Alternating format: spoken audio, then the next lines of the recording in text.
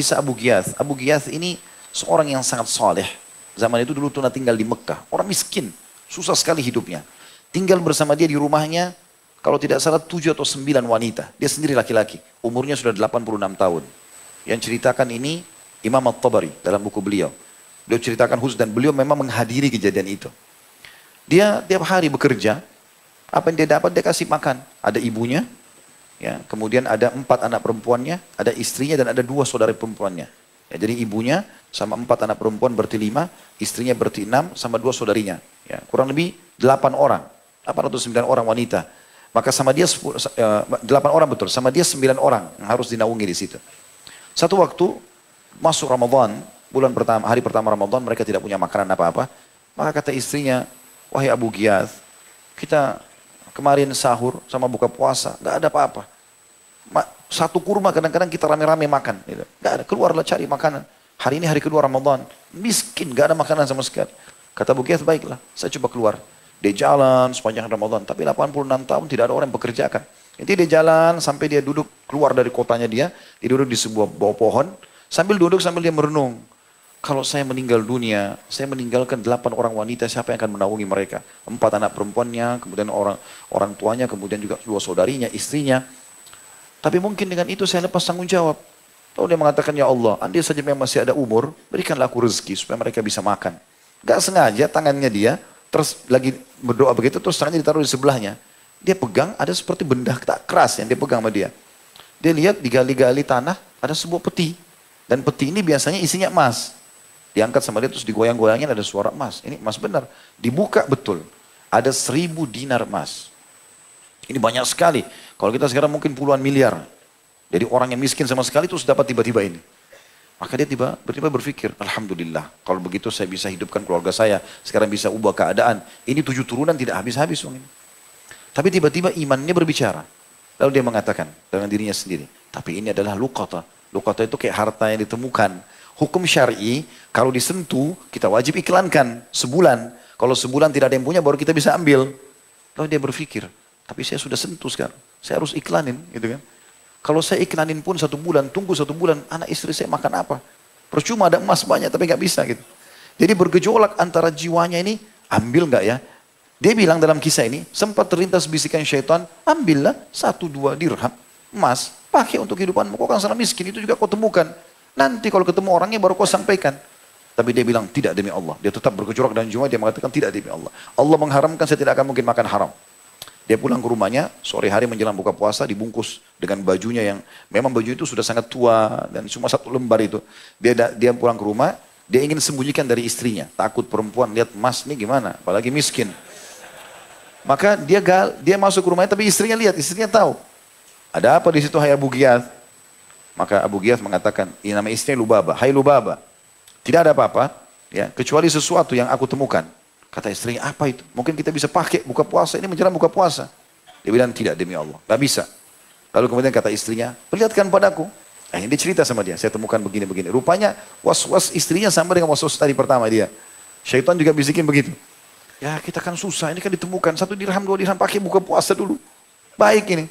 Kata Abu Ghiyath, tokoh kita yang luar biasa. Sudah 86 tahun, miskin, dapat emas. Apa yang dia bilang? Wahai Lubaba, demi Allah kalau kau sentuh ini, kau saya ceraikan. Jangan sentuh ini emas ini. Kalau kau sentuh saya ceraikan. Istrinya ketakutan juga. Sudah tua, digalilah. Ini tempat cuma kita yang tahu. Gak ada yang boleh tahu. Orang tuanya ada yang gak boleh tahu. Ditutup situ. Besoknya, nanti mereka buka puasa apa adanya. Apa yang ada pada saat itu. Kalau salah dalam kisah ini disebutkan ada sisa minyak dengan roti kering. Mereka makan ber9 orang ini. Besok pagi gak ada makanan sahur berpuasa. Hari ketiga, dia jalan dekat Masjid Haram. Rupanya ada 1 orang dari Khurasan. Orang kelihatan dari Iran sana. Dan lagi naik ke atas sebuah batu dekat Masjid Haram lalu teriak-teriak, wahai jemaah haji, waktu itu lagi musim haji. Wahai jemaah haji, aku kehilangan 1 peti emas, isinya 1000 dinar emas. Sampai menemukan, tolong kembalikan, semoga Allah lipat gandakan pahalanya. Abu Ghiyath tahu, ini yang dia temukan. Lalu Abu Ghiyath bilang, wahai Khurasani, saya orang Khurasan. Kalau seandainya ada orang yang temukan, kau kasih imbalan gak? Kata Khurasan itu, dia panggil, ya Abah, ya Abah ini ayah. Karena orang sudah tua kan. Kira-kira berapa dia minta balasan? Kata Abu Ghiyath, setengahnya. Kata orang itu Khurasan, tidak demi Allah. Kami kembalikan urusannya kepada Allah. Nggak mungkin setengah gitu. Maka Abu Ghiyath mau kembalikan, dia nggak boleh dapat apa-apa.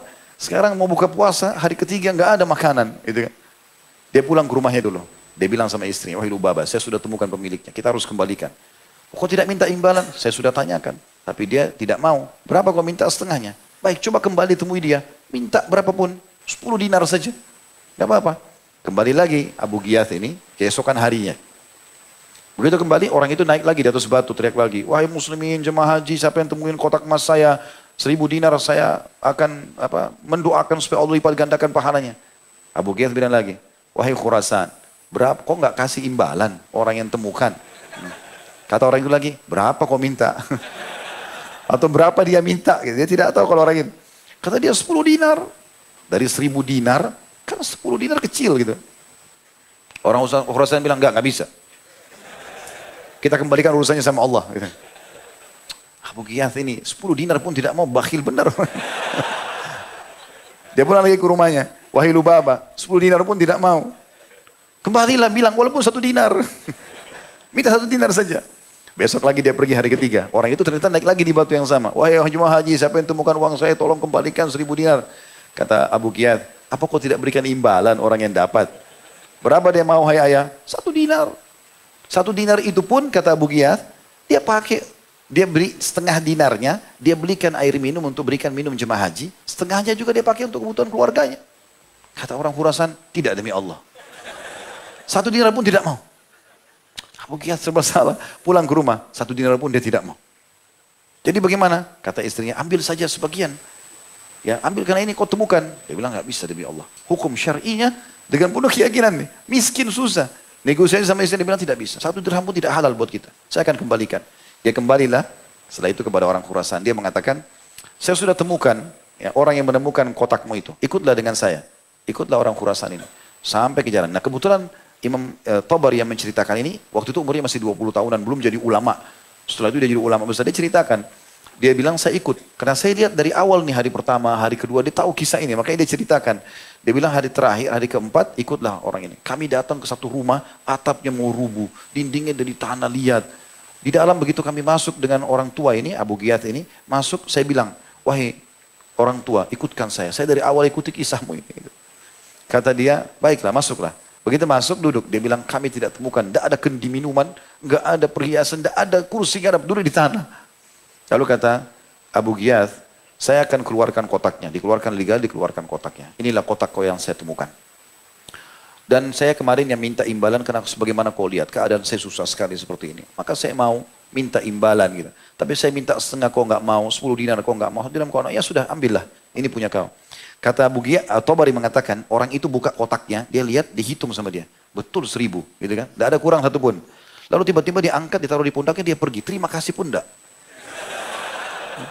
Terima kasih juga enggak.